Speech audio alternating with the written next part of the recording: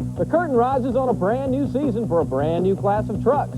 Meanwhile, it's the final chapter of NASCAR's newest showcase, and there's a new driver, sort of, for one of IndyCar's hottest teams. Those stories and a whole lot more coming your way next on Race Day.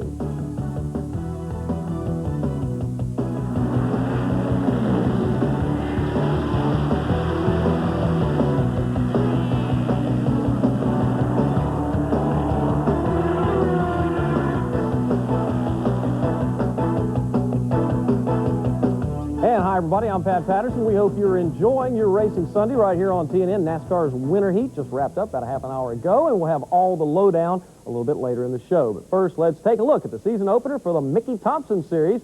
The brand new Thunder Truck class made its debut last night, and Stephanie Boyd has the highlights in this Mopar Performance Report.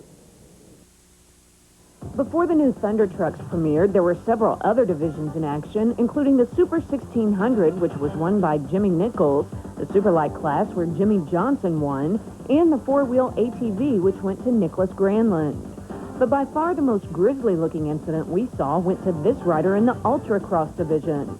It was a pretty nasty tumble, but he walked away okay. Finally, the full-bodied V8 Thunder Trucks made their debut, with desert champion Rob McCachran the pre-race favorite. The BF Goodrich driver made it look like a cakewalk as he easily lapped the six-truck field on his way into the record books as the first winner of the new Thunder Truck class. Paraplegic driver Evan Evans, son of the legendary Walker Evans, was second. Scott McKinney, Mike Doherty, Tom Halliburta, and Kevin Patrick rounded out the rest of the field. After the race, TNN's Ralph Shaheen called up with McCachran. Rob McCachran, congratulations on a big win tonight. How different was it for you to drive one of these Thunder Trucks in the stadium compared to the Grand National trucks that you're used to driving? This Ford truck's about 2,000 pounds heavier than the Ford trucks that we run normally. We really had the truck hook up really good tonight with the BF Goodrich tires, and I think that made the big difference for us. With the racetrack the way it was, we had a lot of rain last night, but you really were able to get your truck to handle. A lot of the other guys are slipping and sliding. You weren't. What'd you do different? Well, it's been we benefited from running in the stadium before, and we've been in some of these events before with the mud, so we knew which BF Goodrich tires to put on, when, and we did it right, and it hooked up really good. Hey, Pat, now I know you like your Legends card, my friend, but 750 horsepower, and it only weighs 4,000 pounds, and you know McCachran, he'll find an extra seat for you. The next round, Pat Patterson, is February 25th at Jack Murphy Stadium in San Diego. McCachran's got a seat for you. Oh, I'm booking my flight as we speak. Thank you very much. Mickey Thompson isn't the only series that knows the value of racing indoors during the winter. The AMA's Arena Cross Series has been at it for the last few weeks, and last night they were in Niagara Falls. Talk about your perfect weekend. That's exactly what points leader Jimmy Gaddis had in Niagara Falls. First, he won the Dash for Cash, with his only challenge coming from Grayson Goodman and Greg Rand. That was good for some hefty hardware and, of course, a rather nice paycheck. Then after winning the 125 main on Friday night, Gaddis came back on Saturday to dominate that class and do it again. And finally, in 250cc action, he hit another double play over both nights. Gaddis got past Jeremy Buell early in the Saturday night show, taking another victory to make it 4 feature events in a row on the weekend. About the only thing Gaddis didn't sweep was the perennial crowd pleaser, the jump-off. One by one, these flying aces gave it their best shot, and when it was all over, Grayson Goodman got the Showmanship Award. In fact, he even gave the crowd an encore presentation. Of course, the Pee Wee class is always the sentimental favorite, but sometimes the action doesn't stop just because the checkered flag is flown. Just ask this little guy who found out the hard way. Age makes little difference when it comes to hard luck, though. Case in point, this double tumble on a start. Or how about the hey you greeting? And there's always the slide and glide, none of which Gaddis had to worry about as he put on a flawless performance. That gives him a solid lead over Buell in the point standings. Chad Pedersen, Goodman, and Sean Morgan complete the top 5. I'm just so happy, I can't thank the good Lord Jesus Christ enough for keeping me safe again, and my sponsors, I couldn't do it without them. Team Green, Pro Circuit, Splitfire, Bill, Axel, Scott, and I'd like to give a real big thanks to Mike Kidd for bringing this here to you guys, and you guys were really great fans, and I hope we can come back again next year. I'd like to thank my mechanic, Don, for working really hard, and my wife, Tammy. Oh, chiropractor's business was good the next day, anywhere near when those guys go racing. In other motorcycle action, the AMA Supercross Series held its second event of the season last night in Minneapolis. Honda rider Jeremy McGrath led flag to flag to take the win. He was followed by Michael Rocco, Larry Ward, Mike Kudrowski, and Jeff Emmett. Still to come on this edition of Race Day, we'll talk to Harry Melling's new driver. Plus, we'll look at the upcoming season for Mike Landretti. Don't go anywhere. We're not done yet. Race Day is brought to you in part by Mopar, Chrysler Corporation Parts, and the Chrysler Plymouth Dodge Truck, Jeep, and Eagle dealers who sell and install them. And by Subaru. Test drive an all-weather, all-road, all-wheel drive Subaru today.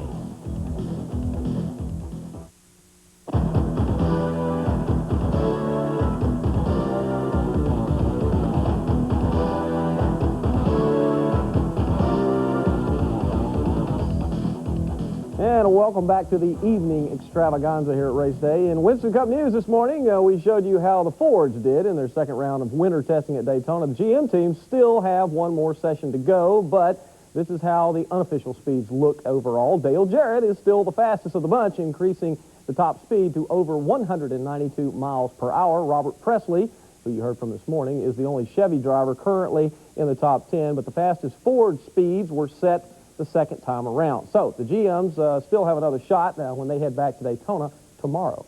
One of the guys who just wrapped up testing is Ford driver Lake Speed. Speed makes his debut in Harry Melling's car in Daytona, and he joins us now live sporting brand new colors. I love it. Spam Racing. I always thought they should have been in racing. How in the world did you guys get them involved? Well, I'm not in the sponsor securing business. Somebody else take care of that. Nice to have one, though, We're right? glad to have one. Harry's given me a tremendous opportunity. We've got a great race team, a lot of depth and equipment, personnel.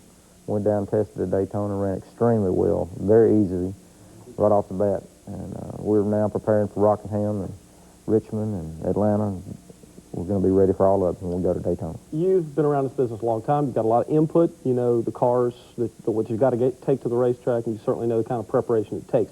You feel that depth runs as true to your personnel as well as it does to the equipment at this point? Yeah, I really do. We've got a good bunch of people there that are putting out a lot of work. And in the time that I've been there, which is really just prior to the banquet in New York, is really when I stepped in for the first time, we've got a lot done.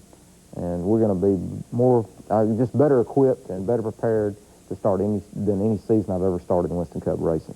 You get feelings about the beginnings of seasons, and certainly you as a veteran and a guy that's been out here doing this for 15 or so years now, have looked at a lot of seasons from this side of it and gone, okay, I'm excited for these reasons, and in some cases you've had more reasons to be excited than others.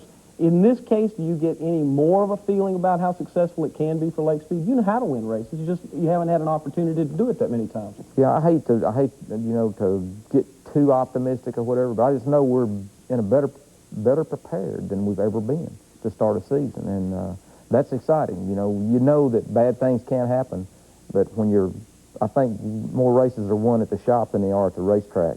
You have to finish off, and our preparation at the racetrack is excellent right now. The guys have done the preparation at the shop is excellent. The guys are doing a tremendous job for me there. I got a really good bunch of guys there. They're working hard. They're supporting me, behind me, and I just can't wait to get started, really, to see how this thing's going to unfold. I ask a lot of people this question, and you've certainly had a chance to look at this thing grow for the last 15 or so years. Is there any end to where stock car racing, particularly Winston Cup stock car racing, the thing you're involved in? I don't think either of us ever imagined how big this thing would get. I don't think we ever imagined how big it would get, and I don't think we've seen the end by any means yet. We've got a really clean sport. Everybody in America drives cars. They love them. They compete with each other on the freeway every day. If you don't believe it, just get out there and go somewhere. I believe it. But with companies like Spam and the different ones that are getting into it now, it's not just tire tools and beer cans.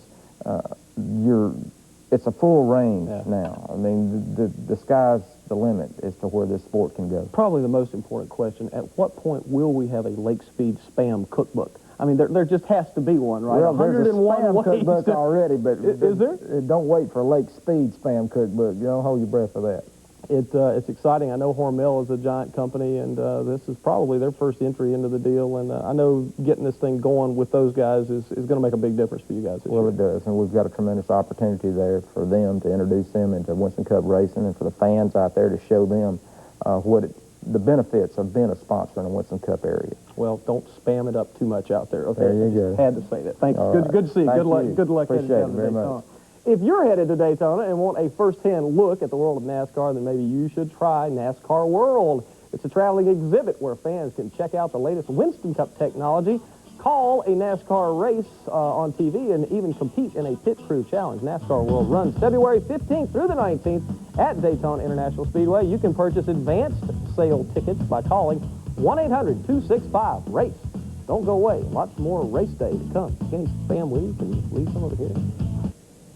Welcome back, everybody. The winningest car owner in recent Trans Am history is Buzz McCall, who won the series title the past 4 years. Well, not only does Buzz have 2 new drivers for 1995, he also has new sponsorship. ICI Americas and the Glidden Corporation will be on the brand new Chevy chassis that Jamie Gallus will drive. AER Manufacturing and AC Delco remanufactured engines will appear as associate sponsors on the Chevys driven by Ron Fellows.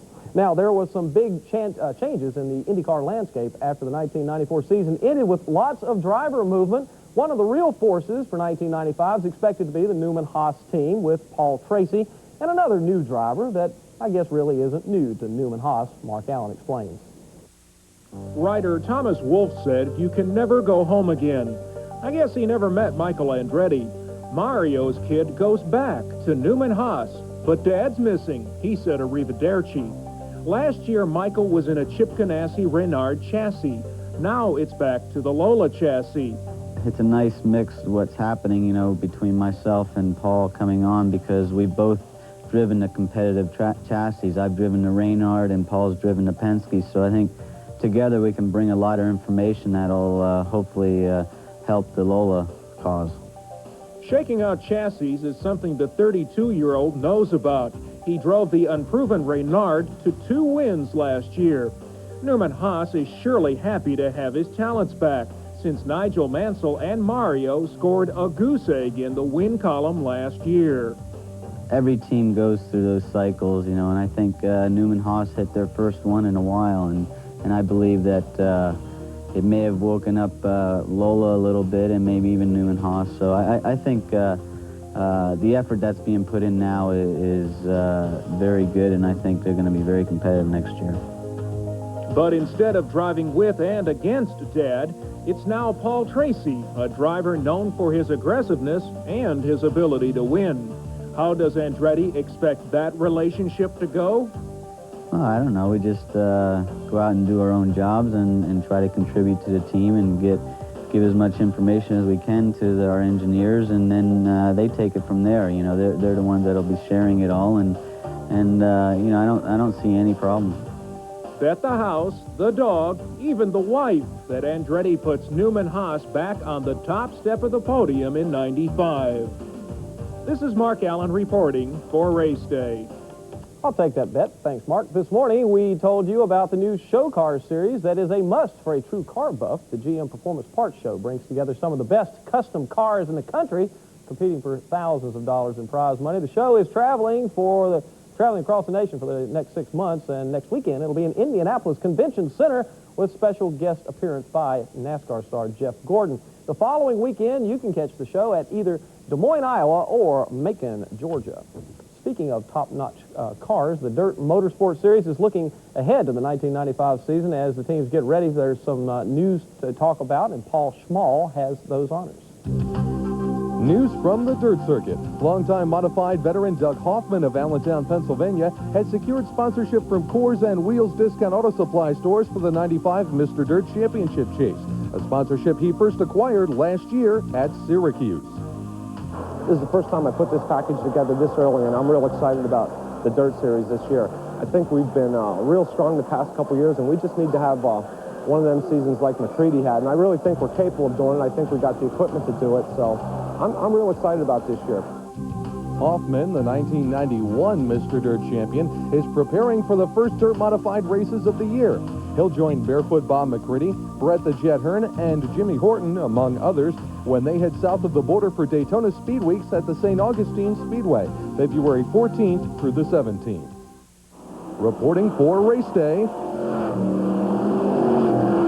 this is Paul Small. You know, after talking to Lake, I really could go for one of those Spam sandwiches. Straight ahead on Race Day, NASCAR highlights from Arizona. We'll chat with a stock car champ from the North. Back right after this.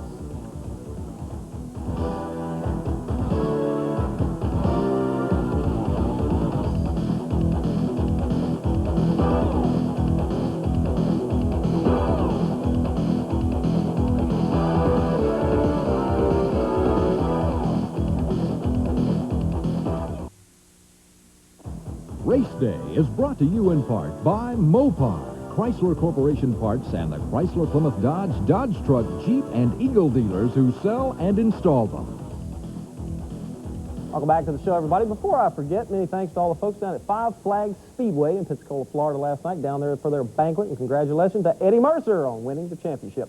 While most racing series took the winter off, NASCAR made sure motorsports fans had somewhere to turn. For the past couple of months, they've been turning up the heat out in Tucson, Arizona, and this afternoon was the season finale featuring the Winston West Tour. After winning the previous week's Southwest Tour race, it's no surprise when number 64 Garrett Evans takes the lead from pole sitter Butch Gilliland at the start. But Gilliland says, hold on a minute, and quickly puts himself back in the number 1 position. Number 10, Ernie Cope, sends up smoke signals in the early going, but there's no oil on the track, so NASCAR ignores the message for the time being. Joe Heath sustained some pretty hefty damage after he got tagged by Steve Portengay, bringing out the first caution flag. And California lottery winner Kenny Smith will need some of that money to repair his car, which was banged up when his tire exploded, bringing out yellow number 2. A little later, and yes, that is Ron Hornaday as the new leader. He's out of the 75 and into the 50 car since signing his super truck deal with Dale Earnhardt. Former Spears driver and Hornaday crew chief Bill Sedgwick is back in the 75 machine and only a few spots behind. In fact, as they near the halfway point, Sedgwick has gotten around Gilliland and is challenging Hornaday for the lead. But when Gilliland takes the runner-up spot back, Sedgwick gets a little loose and winds up tapping him. That keeps Sedgwick in second while Gilliland goes to the back of the field.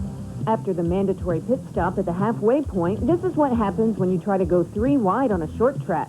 Not a good idea, but no damage done. As the laps tick off, Sedgwick tries to challenge Hornaday for the lead, and finally with just over 50 laps to go, he makes the pass and it sticks. Then Hornaday has to deal with Doug George, who tries so hard to take the runner-up spot that he almost loses it, but recovers. Neither driver is so lucky the next time they meet. George tries to make the pass again a few laps later, and this time they touch, with both drivers spinning out.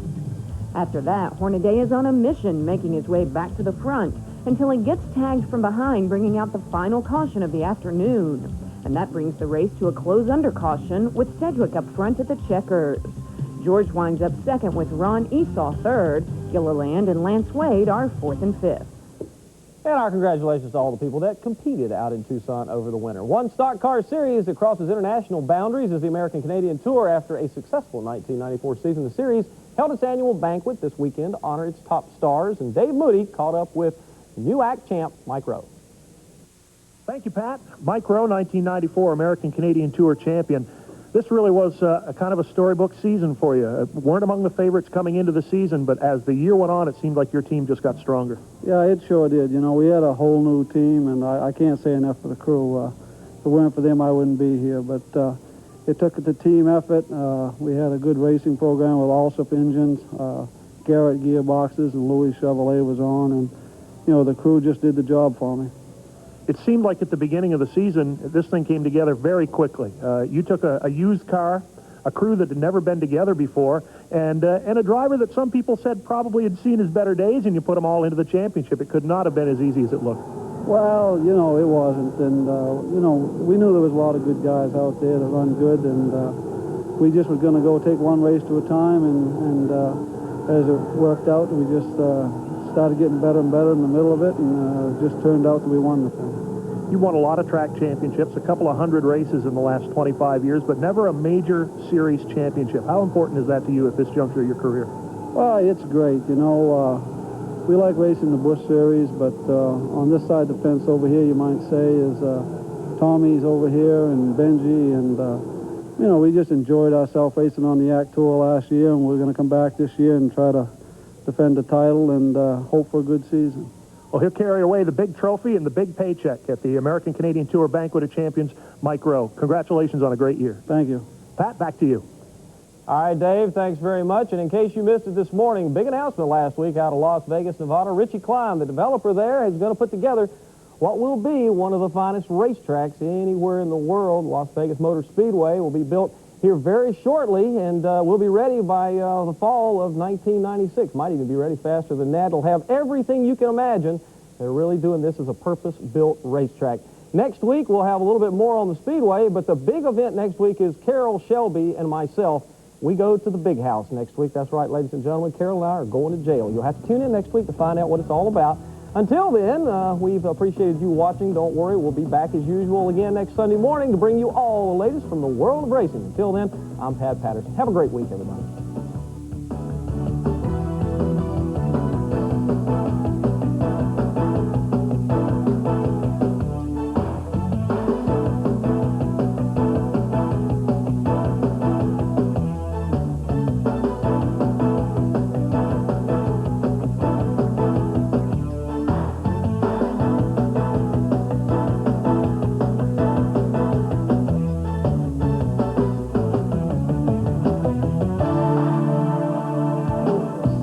Communications provided by Racing Electronics. For a free catalog, call 1-800-272-7111. And by Featherlight Trailers, the official trailer of NASCAR and major sponsor of the NHRA. Remember to call Featherlight for all your trailer needs at 1-800-800-1230.